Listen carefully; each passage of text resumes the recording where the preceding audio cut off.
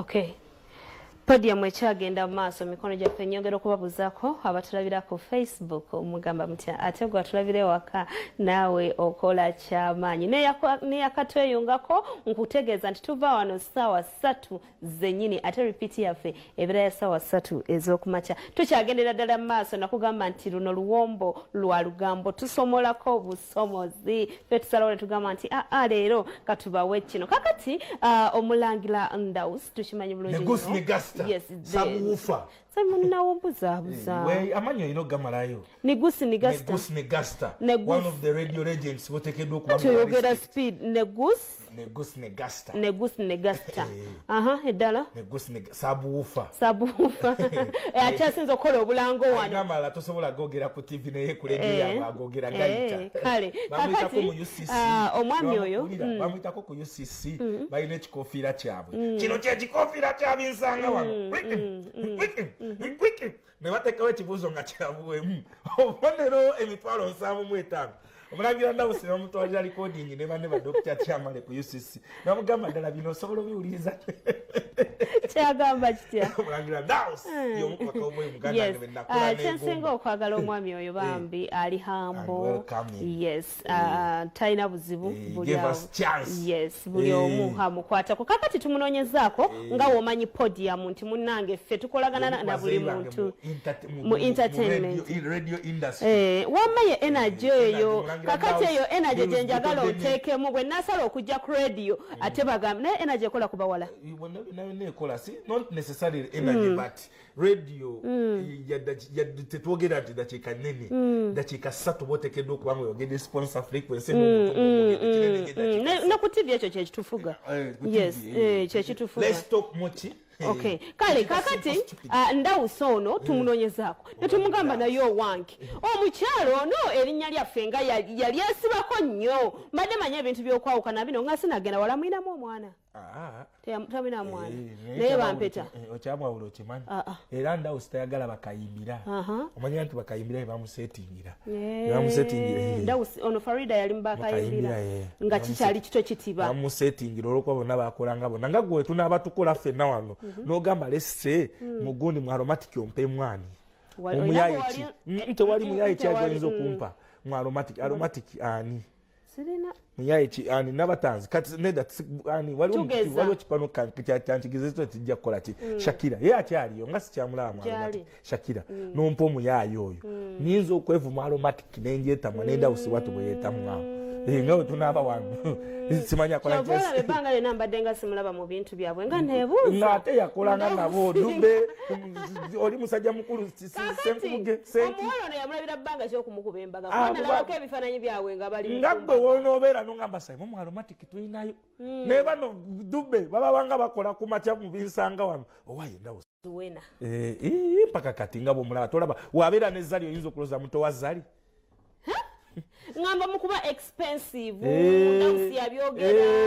ng'enjala bamukolera waka mitwalo 3 ye Faridah Ndawusi Faridah Ndawusi Faridah kange Faridah Ndawusi omuntu w'abantu naye erinnya Ndawusi lyamulemerako nze nali mmanyi ebyabawula Faridah kugenda gundi Nigeria nsonga nyingi Nigeria kumbe byali byatandika dda Faridah Ndawusi yalikodinga gundi yalikodinga programu yabinsanga wano n'agirekawo neyefuula afulumye dakika 3 n'akomawo ewaka obuzibu bwe bwava kakati erinnya lino tumubuuzizza tokiwuliramu obuzibu omukyala waya evening love ani omulala gwe mbankubulira Fiina Masanyalaze Sophie Gombya ani Faridah Ndawusi bonna amanya gababeerako mukyala Kagoma naye yo Sophie alyagenda dda kakati omwami ono bambi atugambye n'agamba Judy nyina ebintu ebimu bye sikyalinako nnyo buzibu kati ng'erinnya ndabanga kintu kiri simple nnyo tekirina kyekinzijako after all yaliko mukyala wange watebyagenda bulungi kale kagamba olabanga reasoning capacity ye musajja wanjawulo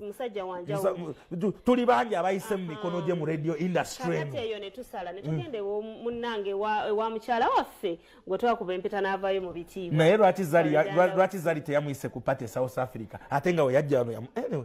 twetulabe sala ekigambo ate Faridah anyiiga mukwano gwange era njogera bituufu Faridah Ndawusi ayina entondo tayagala kumwogera Faridah Ndawusi tanatuuka myaka gya ntondo tomuwayiriza musaleko ekigambo kyatamanyi tuwe tulabe Ndawusi mukulu Ndawusi gwomu ku bantu abalina obuzibu mu Uganda eno buzibu ki nti omuntu wayogera ku Ndawusi ate linnya omuntu wagenda ku Faridah Ndawusi lwaki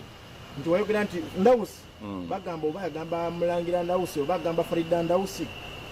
nze Omulangira Ndawusi nzekka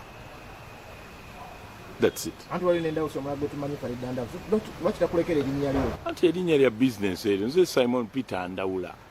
gemanya gange erinnya lya business ye Ndawusi erinnya erikola sente era buli omu lyamanyi so erinnya lyange lya Ndawusi lyerikola sente lyange si lya Mulangira Ndawusi ati erinnya oli bamita Omulangira Ndawusi nze bampita Faridah Ndawusi naye mwayawukana naye taata w'omwana wange so ffe twawogera tuli bamukwano ne Ndawusi we are okay n'oli bw'aba yaliko muninkini wange ng'erinnya yali sigaza ali atalina kusigaza it's okay yakozesa erire nange ndikozesa byange batama Omulangira Ndawusi kusobola mutwala mu kooti nti levo nagivaako eyo kakozesa erinnya lye byayagala alikozesa byayagala okukozesa tekinamu buzibu nze siina tabu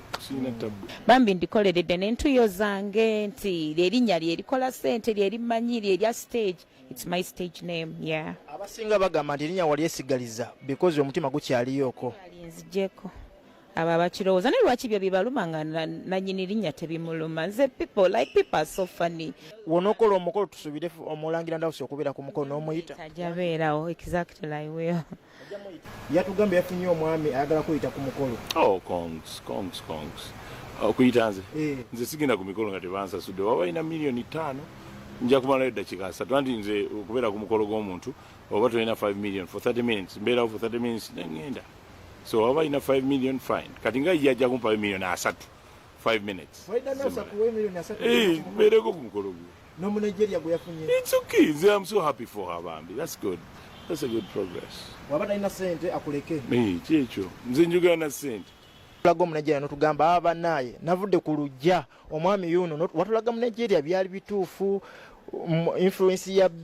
baala yali ekwogeza kyali kyekituufu ana ebintu byebbaala nabyo naye omuntu waali sijja mwegaana so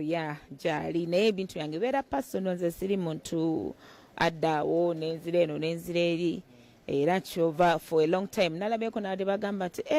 olina tubeefunye ennaku 2 n'agamba nti my wife ndowooza oli teyakitegedde so muntu wange mbadde naye okumala ebbanga n'ebintu byange nga byange mbikwata mpola manyi abantu abamu tebaagala kulaba asanyuka nayogera kino omusajja tamusaana takukebera talina kuuma kakebera tono omusajja akusaana oba takusaana talina kuuma kakebera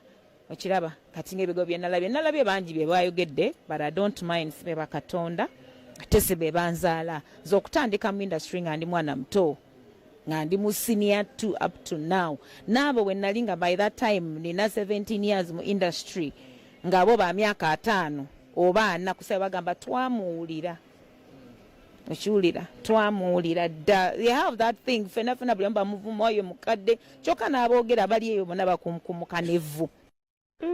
tayombyemu so abantu batukuza ti Simon amuwulira dda ku radio myaka 28 nti wampulira dda ku radio manyi mweyogeza nnyo anyway bino byonna tusobola kuba nga tubirekayo abatusobosa okuba nga tubikutuusaako ye Ssenga Malusi Kawomera wali ku Anet Plaza wetwogera Ssenga Malusi Kawomera ye mukyala eyagambye nti gwe omukyala agenda wefunire ke bayita Ladies Warmth. Ssenga Malusi Kawomera yakugambye dda nti Saimo n'abantu genda mufune ke bayita batya akatiggusa nsolima. Ssenga Malusi Kawomera muganda wange ku Anet Plaza opposite Parker empya wasangibwawo genda mukubire ku simu ezenamba eziri ku screen omugambe ku Bukedde TV batugambye na Ladies Warmth oyina ne ke bayita akatiggusa nsolima. Okay. Kakati Fik Famaika simu Walukaga Shafiki. Ye walukaga buli kimu. Okay. Walukaga Shafiki simu sanyufu ku bantu. Oyo naye nkubuli ekyamwawukanya ne Jazimina. kakati naye akama koogera nnyo bakawulira obwedda ku Facebook wano bagala kaso tebasobola kawulira atondetera ebizibu ate nze siwayiriza sirimba kakati Walukaga Shafiki Walukaga olwoyo oluzungu meya omwana wattu agenda mu Amerika bannange walu muvenako tomwogerako yagamba gwe Judy omanyi ogiraawo noddawo kati njirinnya naye Judy kati nnyo amawulire genfunye ku ssaawa eno ennyini manager wa Redeem Empire manager wa Grenade manager wa yaliko manager David Lutalo manager Mary Bata n'abayimbi abalala bangi Derek Oron olunaku olwaleero ayisemu unopposed mu kalulu egogonya ennaku nga 3 emabega eyali wa NUP yavudde mu kalulu gwabadde asigadde naye owa NRM eyamibwa tiketi His Excellency Yoweri Kaguta Museveni olutuuse mu kitundu n'agamba oli neyetonda tasobola kuva ku nnono za kibiina kitegeeza nti n'akawulu ku lwokuna tekaliiyo Honorable Derek Oroni awangudde akawulu egogonyo unopposed congratulations Honorable Derek y'omu ku bantu muganda wange betateekeddwa kubanga tumisinga mu ndongo eno twagala tukuyozeeyoze tasobola Brunette takola bubi okuva we yamukwatako n'amusembeza kakati tubadde tukyali ku Walukaga Shafik Walukaga Shafik si musanyufu engeri y'Abannayuganda gye basosowazamu Abanigeria nga bazze wano Walukaga Shafik si musanyufu yagala kwogera ku Bannayuganda giweze emyaka 4-5 ng'ekivulu kye kiri emyaka 5 ekivulu kye kiri kyali atadde Lugogo kimusala naye nga wano otunulira ennyimba ze bamulaga nti bazaagala nnyo naye n'ategeka ekivulu ne kimusala kyokka ate Abanigeria babasoosowaza wano mu kifo ky'okusoosowaza abaana abaabwe n'agamba nti wano omuntu bw'asituka n'agenda e Nigeria oba sirabanko omuyimbi wano nga bamuguza agenda kuba omuziki Nigeria kyagamba Abanigeria bo tebanyumirwa nnyimba zaffe abantu bagala nnyo abantu abali okumpi nabo tola wini nwaje akuba endongo ye malayika nenakolayo ebintu nga bitufuula okumpi naye kyekibadde ku saha ng'endongo ya saha nnungi naye nga tali kumpi naffe until we yazze ku bwawuma president kati omulaba wuno ali eno wuno ali eno nono wuno ali eno nono omwana kyabulamu tiuli abeera nga ne gashumba n'abeera n'eno nga n'endongo bwetambula people need abantu abali okumpi Ajala Namukwaya yemu tactic gyakola gye yakozesa okugyawo bashiba ndi Ajala Namukwaya yakuba endongo n'agikaza we yava ku kukaza endongo n'atandika okukola kye bayita corporate social responsibility owulira ayamba ono yakoze bw'ati kati nga bambi akaana nga bagamba akaana ako kalina bali abakulu balina okukola nono kyabulamu he is a very talented artist ne tali kumpi na audience tali kumpi n'abantu is not near us abadde agamba ki nabyo atugambye naye nga tetunamufuna Simon nkubirako tekyo omwana ono okuva manager we yagenda akola atya kubanga abayimbi abasinga awe batandikira bw'atayambuka mukama n'amuyamba manager was a disgrace ku talent ye nti ebibonyobonyo byakyabonaabona manager we yabireeta ye ani yamanyika mukimanyi yamanyi simumanyi namumanyi ye yaleeta ebintu ebizibu ebyo nti manager yavimbanga nnyo okusinga omuyimbi then neyo yagendanga manager agenda alidda amayirungi mu audience kati nga balowooza nono omwana nga bamulowoozesa famaika nenkokola okitegeera managers yayina akasente nga akayina naye nga ekyaleetera omwana oyo sho okugwa kati wamala okumuvaako abantu ne batandika okumusonyiwa abalala ne batandika okitegeera yatandika okujja okutandika okufuna abantu ba industrial stakeholder bakolagana nabo kale katusooke tufune fiiki tugambe mbuno otidde olwa shows z'Abanigeria ezizze nga zibeerawo time to time n'ogamba abantu tebaneerabira Omunayigeria n'antwalira mu show webale nnyo ekigambo ekyo kyeyogedde Abanigeria bakubye wanene ebivulu kumukumu back to back onavaawo oli agenda najja buli omu asitula ekisawo kya sente n'akitwala neŋŋamba sente zange tezibulira mu zaabwe omuwagizi wange asobola okugamba fikfameeko oyo kansooke ndaba Kiss Daniel n'azirya sigamba nti no kituluma naye kubanga okubuusa abantu bammwe oba okubanegula ye bakyogera batya mu lulimi oluwanga sagala kwogera luyayo mu kamera okugezaako okubayigiriza nti temuyitiriza nnyo ekintu kiri eri ekyawabweru kuba erisi bwe kiri oba okitegeera mwongere okusoosowaza n'okujubisa endongo yammwe nga si yamugwira tosobola kuŋŋamba abasajja bajja bakuba ekivuluno n'avaawo lina ati mwana naffe abayimbi bano tulina ebivulu oba okitegeera mujje mutuwagire babitusi balina ekivulu enaku z'omwezi nga 19 naye sente muli mu kuziwa Abanigeria. Nanti mwe temuzza ssente oli agamba babatekamu ssente ne zifa. Okay, Abanigeria bazizza ddi? Nanti abantu bajja. Nze ndaba bamala oziba bazisitula ne bazitwala Nigeria. Tebazizza ate ffe tuzizza ndaba wano ndabika nsasula abantu abawera 10 nze omuyimbi omu kati golooza abayimbi basasula abantu bameka nina famire nina ki Omunigeria talina muntu gwasasula wano ate yazitwala Nigeria so nze ndowooza kibeera kyakabi nnyo wetwesapootinga ngaffe Abanauganda ene abayimbi tulimu ebika waliwo ababeera buli wamu niwabeerawo naffe abatali buli wamu kati nze mbeera we nina kubeera. Awogambye mbuno ina we nina kubeera waliwo omuntu yavudde na complaining nga mwakwata ekivulu just recently nutalabika. Sikimanyiiko ekyo naye nina management manager wange Big Sam yasaana okubuuzibwa ku ekyo ngenda kinoonyerezaako. Wagenda UK ng'olina okuperforming ku Mama Africa ate n'ogenda n'operforming ew'omuntu omulala. Ewa Mama Africa saayimbayo. Ye bw'agamba according to her. Saayimbayo. Nze ndowooza alisoose okukola research. Anti ye according to her ku information gye yatuwa kati gw'olina okunnyonnyola eggwanga. Ewa Mama Africa nayimbayo. Ate sina contract gye na breachinga. Era n'ateekamu ne gundi ayagala bakubanning obutadda UK for 10 years. Sijja kiwanya obudde ekyo sagala kulimba byo ndowooza ye nga ye Mama Africa.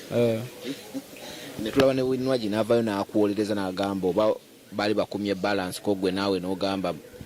nayimba ku show y'omukyalo oyo nno munnange. Era singa mbadde saayimba nandigambye saayimba so nze nkola kyempulira kyemmanya ekituufu. So nze nakola kyempulira ekituufu ebisigadde akole kyayagala nga ye omuntu. Bukedde TV2 podium yaffe y'olugambo tubabuzaako abatulabirako online timugamba mutya mujje baleko gyonna gye mutuusaako engalo mwenna musinza okwanga mukyapa tugenda kuddamu nti okukola endagamuntu ezitukagana n'omutindo guno nawulira bagenda nakusalako amasimu agali feeke genda ku nsonga endala tonsetinga ebyeddala nkimanyi naye ojja kunsetinga zino nowaziteeka mu kite ziriiko simanyi biometric simanyi teziriiko biti bagenda kukola empya kitegeeza n'ezo zinini ze bateeka mu passport tugenda kuddamu tufune endala naye ng'omanyi olutalo oli ku passport kati anyway tunaaba tubiraba kakati kale kakati Zari omanyi bulungi. Zari mumanyi. Abadde alina bebi we naku zino myaka 5 mu mwezi obukulu. Bebi Tiffany. Yawezeze myaka 12 11. Taata we yavudde omwana we Tifa yawezeze myaka 7. Wabula mutabani we omukulu naweze myaka 19. Yes. Kakati bawe okuva Tanzania ne mama we ne bajja ku birthday y'omwana. Naye obwedde abantu batunula nnyo. Apostinze bifaananyi byonna abantu ababadde ku party. Bebi ono omupya gwa pepeya naye Shakimu talabiddwako. Alina kubeera eri mabbali. Twebuuziza Shakimu ekintu kino kyamutegeezeddwako nti weesegule eyo cross country gyolaba emabbali ya black ya musajja wange bayita Dumba Adams babalao era ndoza ewa babalao bakoledde muganda wange birthday musajja mukulu Diamond Platnumz yagudde mu nsimbi ku lunaku olw'okumeka leero lwakumeka olw'e Sunday bamujja e South Africa gye bali bategekera birthday mpaka kuyimba ku Lale eggalawo eya Laila Omoro Odinga yayimbidde $10,000 egya $, ne special jet okuva e South Africa mpaka Kenya n'okuddayo ku birthday yo so akasente kabaddewo byonna Zari ng'alina okubikola ate omumanyi simanyi gye kireka mukwano gwaffe oli Kali Zuchu kuba ennaku zino yabadde mu kintu kale ekintu kino Simon omwana no Zari ayongedde ddala okukiikira abakyala n'abalaga nti wemba nakuzaalamu abaana tekiŋŋaana kunyumirwa bulamu bwange ekifaananyi ekyo nga bw'okiraba ono ataddeko galubindi ye mama wa Diamond soda yandikuwadde vidiyo ezo n'oziraba bulungi nga muganda wange bazina Dumba Adams babalaawo sokozeeyo babalaawo kirimaanyi naye ngamukwateko mukamwana omulala azayo kirimaanyi Dumba Adams babalaawo omulabe muganda wange oyo mukuba soda tamumanyi yakola mutamumanyi saawo soda ogira otambuza soda waliwo video gyenjagala nga bazina njagala video nga bazina tugenda kulaga Dumba Adams soda yes Dumba ali nnyo mu by'emipiira byagala nnyo Dumba Adams eby'emipiira byagala nnyo ekifaananyi kigenda kubanga kijja ekyo soda ekyo omukulu gwe kakati babadde munaye ku birthday yakuziddwa South Africa ne baddamu okweraga nga webazi naye bakolaki eno MC wajubisa mama Tifa na baba webazi naye bakuzina kiki video zilete soko baba abantu babulabe ku video soda nga webazina bategere waliwo video wa dance bulinga webazina wamukwata bwati wakola bwati gaba munaye obala Judy abachi ali cooperating oba bezemu Shakimu aliwa simanya babine ebintu bayire Shakimu ali mu Uganda bamulese ali mu Uganda bannange zali we yakoma kujja ali mu Uganda ulina mulabako ku White Pearl Resort ye munyonyo ngayo mulungu awo namulabako ali mu Uganda oyo mwana bamulese birthday nesoka egenda mu maaso awo bino bintu bya sente yanakomawo mu birala ate ye muganda ngo mumanyi smart gundi talina kifu kituufu naye nga kyekyo kitegeeza nti kola sente weeyagale tebayita cooperating kiri kyewalaba ku gundi ne gundi yakikola pre-manage steady newaddeyo ku cooperating kyabulamu kasente naye kyali kyefaananya bwe kityo just kasente kale ndowooza olabye ddala tewali zero distance wadde era nga ebyonna bigenda mu maaso nga Nazaala alaba eno obufaananyi we buluma ng'eno Shakimu bw'asangula amaziga yekoba ne mwana muwala gwe bayita Zuchu ne Zuchu kakati anayebalanga yeetega omusajja ono alina abaana nejjukira balina gundi yaabwe ya Netflix gye babawako amaja zali alina okukola kyonna ekyetaagisa okulaba nga gundi zigenda waggulu kitegeeza akasente kalina okukola ki eri young rich and famous omuganda nge gundi yaabwe erina okuba nga egenda mu maaso kale kakati nga tuvudde South Africa nyongera okubabuzaako abantu baffe buli side eyo VIP Jemo omanyi bulungi nnyo VIP Jemo yaliwa muyimbi mukwano gwa ticha amanyi gundi ni dadi si yoyo kati gwe nyigabonyezeka pesa litandike Green Daddy siyo na titinga video wa Green yoyo si yoyo VIP Jemo owa Green Daddy aina kayimba muganda nseko buseko binsesa one of the most trending songs kebayita binsesa yoyo muganda gebayita gundi VIP Jemo yine emisibe egibadde gyamugwiridde nga bamusibyeko ekyokubba akasimu naye avudde neyewozaako era ebintu bye alinyo mu bishuga mami naye kije gundi gwe nabadde manyi gwe babya wakasimu ye gundi ya Phantom Lovings ompalula Phantom Lovings oyo ye Phantom bamusibye no musiba naye yavudde naye ono VIP Jemo ndoza bade bamusetinze yes bade bamusetinze era lwakadde katubalekere stories tetugenda kubanga tukoma naye nga nkutegeeza nti gwe mukwano gwange yetaaga emikisa mu byokola senga Mirembe owa Natural Products kyekyokudamu kyo munnange ayina akacupa ke yabaleetedde okubeera nga abakolako agenda kubanga okefunira mukubira ku simu ezo nga bw'oziraba ojja kubanga omukwasaganya tetugenda kusooka wano podium bwete bwegenze mbere bulungi ekituufu badde mbuliridde naye nga we mubimanyi badde na music wange namukwatamuko kuba wenava management yange enkadde yakama Ivan management paka wena badde nkyanoonya abantu abatuufu okukola nabo era nasayininze ne management empya bagiyita Good Vibes Only alongside DJ Fiki Foundation era katugenda bawa music mulungi eka era natadde n'akayimba kapya ku YouTube yange bakayita osobola management yakama Ivan twali contract yange weddeko nengamba kangende nkole ki insettling ebintu byange byonna nsobola okufuna management empya gye nasobola okumuvinga on nkole ebintu ebipya ate twalina mubuzibu bwonna kuba kama Ivan era kyali wange nnyo era big up to kama Ivan yonna gyali tetulina buzibu yadde twakoma okuwulira ng'ogudde mu bizibu kyo kituufu kyo nagwa mu bizibu era ogamba byakasimu era we biri mwana byo byali bizibu byennyini era netondera abafani bange bannange byonna bekyagwako matu sobola kikola bannange byapijja mutasobola kubba simu era by the way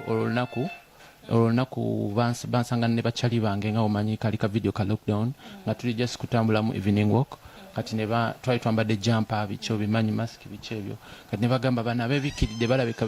bebabbi essimu kati oli agenda otukwata mbu tweyogereko oli nandaba nga amanyi oyo VIP gemo oli yagamba VIP gemo kati ndoza mu incidence oli we yakwata essimu nakola ki kola hit songs kisoboka kubanga twaba kubeba yayo obuyimba bwa kabinyo simabuju bungi nnyo obuyimba butokwa ne kama Ivan era jane yange ne kama Ivan yeyo yali bwetyo so akufuna bujja nga ayingizawo palaso kubanga buli omu yali amukolera kyayagala mu budde ate palaso mukwano gwange nnyo muganda wange sana muwulirako bubi yadde kuba buli omwana ali kunoonya ngeri yakuyitawo okitegeera so amuwulirako yadde buzibu era safuna yadde kubujja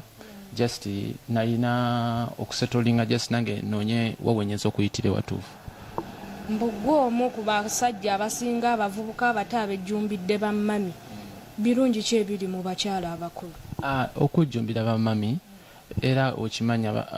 bamami bo bawagira omuziki gwaffe era tubaagala nnyo era bannaye mwebale nnyo okuwagira omuziki gwaffe bamami byonna gye muli mwongere okuwagira omuziki gwa VIP Gemo the New School King era nange mbaagala nnyo okubeera okimanya omukyala yenna alina kwagalibwa bwagalibwe naye nga si ba myaka gyo ate okyogamba olina kwagalako bamyaka gyo bokaboka kyogamba gweyagaba myaka bo bokaboka olina okubeera emyaka gyonna olina obabeeramu abato abakulu abakadde bonna olina obabeeramu nga ekintu kyonna kitambula butambuzi kuba era okimanyi mbuno waliyo omuto waliyo omukulu waliyo omukadde ate bonna tubeetaaga biki byobafunyemu byembafunyemu era just mukwano kwagalibwa